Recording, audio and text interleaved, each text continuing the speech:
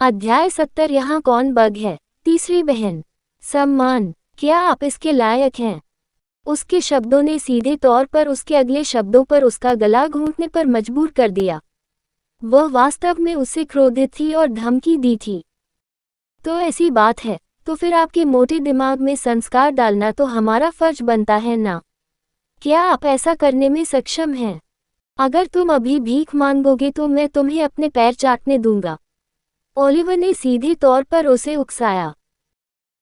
एक चीज जिसमें वह अच्छा था, वह थी दूसरों को भड़काना। अहंकार भरी हंसी के साथ वह उसकी ओर ऐसे देखता था जैसे वह किसी कीड़े को देख रहा हो।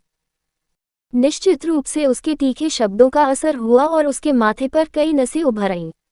उसके जन्म से लेकर अब तक उसे कभी भी किसी ने हेय दृष्टि से नहीं देखा था। नहीं कभी किसी ने उससे इस तरह बात करने की हिम्मत की थी। इस तरह की फालतू बातें वास्तव में उसे परेशान कर रही थीं। ऐसा लगता है कि यह आदमी उस पिटाई को भूल गया है जो उन्होंने कुछ समय पहले उसे दी थी। अच्छा, वह दहाड़ उठी। वह अब इसे बर्दाश्त नहीं कर सकी और उस पर झपट पड़ी। उसकी उंगलियां मुट्ठी में बंद हो गईं। अब वह उसे वश में करने के लिए अपनी ताकत का इस्तेमाल करने जा रही थी। उसकी कम उम्र और कमजोर शरीर के बावजूद उसके शरीर में प्रचुर मात्रा में एस्पेरा की मौजूदगी ने उसकी शक्तियों को स्वचालित रूप से बढ़ा दिया था। इसलिए उसके मुके के पीछे एक मजबूत शक्ति थी और यह एक सामान्य वयस्क पुरुष को कई महीनों तक अस्पताल में भर्ती रखने के लिए पर्याप्त थी। वह वास्तव में इस बार ओलिवर को हमेशा के लिए अपंग बनाने का इरादा रखती थी। शिकार से पहले बुजुर्गों की चेतावनियों के बारे में क्या? उसने इसकी ज्यादा परवाह नहीं की क्योंकि बुजुर्ग ने जो सारी चेतावनियां दी थीं, वे राक्षसों के शिकार में एक दूसरे को न मारने के बारे में थीं। ऐसा कोई नियम नहीं था जिसमें कहा गया हो कि 2 या 2 से अधिक प्रतिभागियों के बीच कोई आपसी लड़ाई नहीं हो सकती।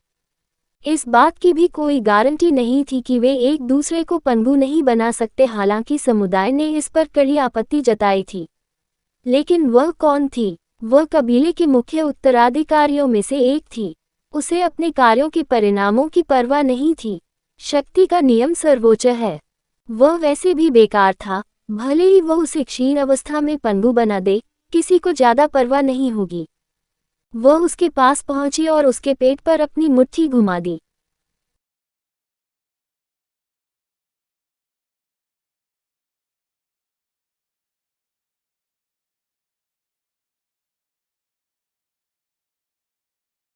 ओलिवर ने भी इंतजार नहीं किया। वह इस बार भी लापरवाह नहीं था।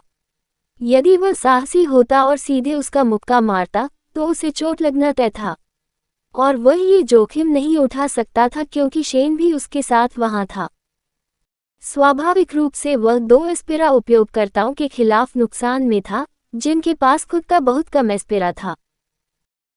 भले ही उसने उनमें से एक को आश्चर्यचकित कर दिया जैसा कि उसने दूसरे भाई के साथ किया था, दूसरा उसका समर्थन करने के लिए मौजूद रहेगा। वह गंभीर था और उसने अपनी मुट्ठी का उपयोग करके हमले को रोकने में संकोच नहीं किया। वह आगे बढ़ा और उस पर और अधिक ताकत से एक मुक्का मारा। टकराना। दोनों भूं से टकराए और हड्डी टकराने की जोरदार आवाज पैदा हुई। आह, तुम कमीने, तुम्हारी हिम्मत कैसे हुई? तीसरी बहन अपने हाथ पर आघात महसूस करते हुए दर्दनाक कराहने से खुद को नहीं रोक सकी। उसकी गर्व भरी आंखों में एक बार सदमे की झलक दिखाई दी क्योंकि उसे यह समझना मुश्किल हो रहा था कि क्या हो रहा है। वह वास्तव में एक कूड़ेदान से आहत हुई थी। ओलिवर ने अपना मौका देखा क्योंकि तीसरी बहन उसके प्रहार के बल से पीछे हट गई। उसने अपना फायदा उठाते हुए मुक्कों और लातों की बौछार शुरू कर दी। प्रतिशोध की आग और एड्रेनालाइन के कारण उसकी मांसपेशियां प्रत्येक प्रहार के साथ तनावग्रस्त हो गईं। लेकिन तीसरी बहन कोई धक्का देने वाली नहीं थी। उसके हाथ में दर्द की शूटिंग के बावजूद उसने जमकर मुकाबला किया और अपने एस्पेरा को तेज और सटीक हमलों में बदल दिया।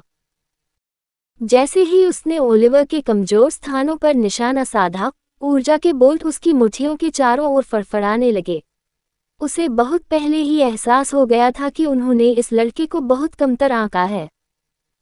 वह नहीं जानती थी कि कैसे, लेकिन किसी तरह ये लड़का इतना मजबूत बनने में कामयाब हो गया था जब से उन्होंने उसे आखिरी बार देखा था।